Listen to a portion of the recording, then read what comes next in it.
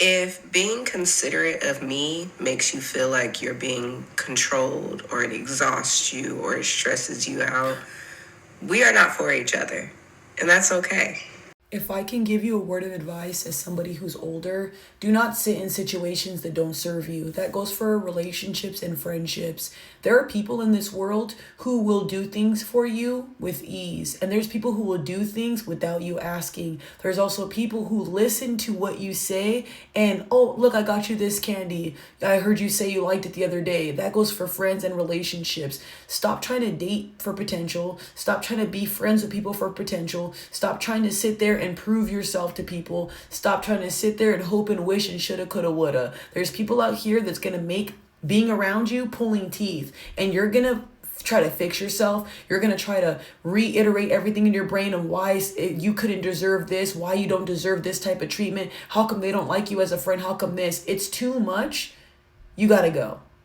If I can give you a word of advice, leave when you need to leave. There are people out here who are gonna love you the first time around, and I can tell you by experience, it's definitely happened. I don't know how many times in my life I sat in situations that I did not need to be on. When it's time for you to get off that bus, you got to get off. Don't miss your stop, because you're gonna miss out on really good people.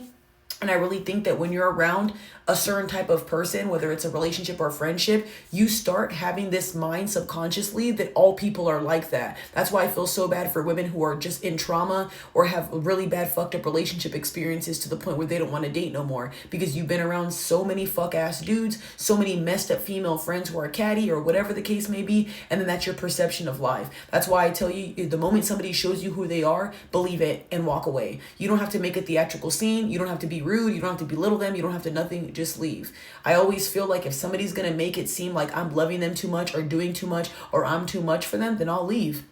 I'm not going to sit here and act like I'm over here trying to drown you when I'm just trying to love you. Like I said, some people just click and some people don't, and you'll learn that. Stop trying to force shit. Man, I've learned so much, yo, and I feel like as you get older, it gets easier. You start looking at life a little bit different. No one's saying you're not going to hurt. No one's saying you're not going to go through things. No one's saying life's going to be cupcake and rainbows, but you learn to maneuver a lot better. And also try not to put too much emotion into things. I'm a woman. I still have that problem. I'm still dealing with it. But when you start looking at things more logical and understanding there's nothing you could do to change this person, have a conversation with them, see if they'll become better, see if they understand your perspective. But if that doesn't work, your destination is over. You got to go.